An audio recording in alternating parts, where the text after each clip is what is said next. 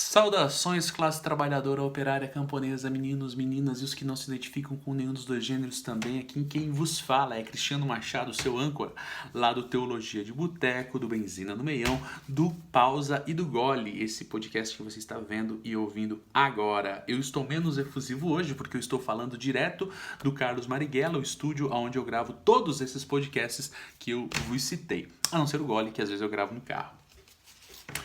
Você conhece o professor Paulo Freire? Bem, não precisa se preocupar caso você não conheça. Muita gente aqui no Brasil, infelizmente, não o conhece. E pode ser que você saiba que ele é apenas aquele senhor barbudo, careca, de óculos fundo de garrafa que está desenhado na maioria das universidades de educação do Brasil e do mundo. Paulo Recluso Neves Freire, nascido no dia 19 de setembro de 1921, um virginiano, portanto. Eu só sei disso porque eu também nasci em setembro. Em uma das mais lindas cidades do Brasil, Recife, no Pernambuco. Educador, filósofo, se não me engano ele era advogado também.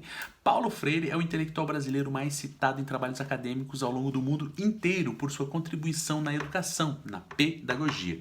Em 1963, ele foi para uma cidade do interior do Rio Grande do Norte com a audaciosa missão de alfabetizar 300 pessoas em 40 horas. E pasmem os senhores e as senhoras, ele conseguiu. Sua estratégia foi abrir mão da proximidade semântica, fonética e sintática das frases a serem utilizadas no processo e evidenciar frases e palavras que tivessem relevância social na vida dos alunos e nas suas realidades práticas. Assim, o famoso Ivo viu a uva sai de cena para que o pedreiro pudesse falar do tijolo, do cimento, da cal. O pescador pudesse falar do peixe, da rede, do barco, do porto. O agricultor pudesse falar da lavoura, da colheita, da chuva, do sol e por aí em diante.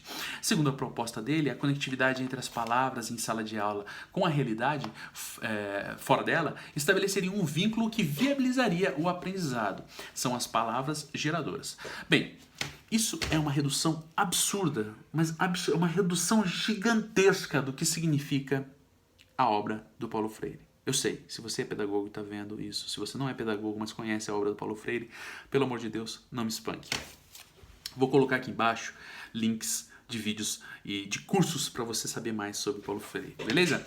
Bem, você deve ter ouvido que ele é um doutrinador marxista que tem o interesse em estabelecer o marxismo gramsciano no Brasil através do seu método. Quem começou a falar isso foram os milicos, no ano seguinte a essa experiência que ele teve no interior do Rio Grande do Norte, em 1964. Você lembra o que aconteceu em 1964? O que os milicos fizeram? Pois é. Sim, é preciso dizer uma outra coisa muito interessante sobre o método Paulo Freire. É um método libertador, que evidencia relações de classe, evidencia a busca pela libertação do oprimido.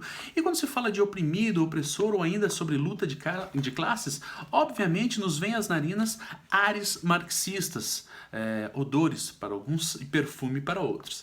Isso deixa os milicos de cabelo em pé. E lembra que a desculpa da ditadura de 20 anos no Brasil foi defender o Brasil de uma invasão comunista? Ora, se o método evidencia diferenças sociais, é óbvio que os milicos de 64 e que toda a elite teria medo terrível desse método, assim como teve da sociologia, como teve da filosofia, que foram também matérias tiradas dos currículos das escolas naquele período tenebroso do Brasil. Com o golpe, o professor Paulo Freire opta pelo exílio e por onde passa continua trabalhando, produzindo. E é em 1974 que vem à luz a sua obra mais famosa, A Pedagogia do Oprimido, inaugurando o que veio a ser chamado de pedagogia crítica. Em 1964, o Brasil tinha 39% de analfabetos. Em 88, o Brasil tinha 33% de analfabetos. Ou seja, para os milicos, a erradicação do analfabetismo não foi, mas nem de perto, uma prioridade. Assim como esse governo que hoje está no poder não tem nenhum interesse em privilegiar a educação. Essa história de escola sem partido e os tantos ataques das universidades públicas feitas abertamente pelo Facínora, que hoje ocupa a cadeira junto com seus filhinhos, é uma estratégia clara de fulminar a educação pública no Brasil, castigando ainda mais as classes mais empobrecidas e beneficiando ninguém mais, ninguém menos que ele, o mercado. Patriotas, meu irmão, é o caralho. O que esses caras são os entreguistas de merda, bando de miliciano. Segundo o filósofo Henri Bugalhos, existem 3 pontos que levam a família Bolsonaro que hoje ocupa a cadeira da presidência, a odiar tanto o ilustre professor Paulo? 1. A influência dos textos marxistas na obra dele. E assim, é óbvio que você pode ser contra o Marx, é óbvio que você pode odiar o Marx, é óbvio que você pode detestar ele, mas é óbvio também que você não pode negar a importância da obra do Marx. Eu mesmo não sou marxista e tenho que levar em consideração a importância. Eu tenho um Capital aqui atrás, eu tenho outros textos do Marx, porque é inegável a importância da obra desse homem na história mundial. Então, por mais que haja uma forte influência do texto marxista na proposta do Paulo Freire, do método Paulo Freire, uma coisa não tem nada a ver com a outra. Você pode ter a influência da estratégia de Marx, você pode ter a influência da leitura de Marx em uma série de outras questões e mesmo assim não detestá-las. É o que o próprio Bugalho fala no vídeo dele, que vai ter link aqui embaixo. Segundo, desconstrução do mito. A direita não tem de quem se orgulhar, isso é fato. Não tem quem colocar na camiseta, sem ter que dar uma série de explicações. Um homem pacífico e preocupado com a humanidade, como o professor Paulo, é um símbolo maior do que a sua própria obra. Ele simboliza uma educação que liberta. E em oposição ao slogan bíblico da campanha bolsonarista, os seus próprios apoiadores, os apoiadores do Bolsonaro, dessa causa obscurantista, querem acabar com ele, com a verdade que venha a libertar as pessoas, usando outros símbolos a fim de construir um novo mito. Pessoas que carregam na camiseta o Ustra têm coragem de falar mal de um homem pacato, como Paulo Freire.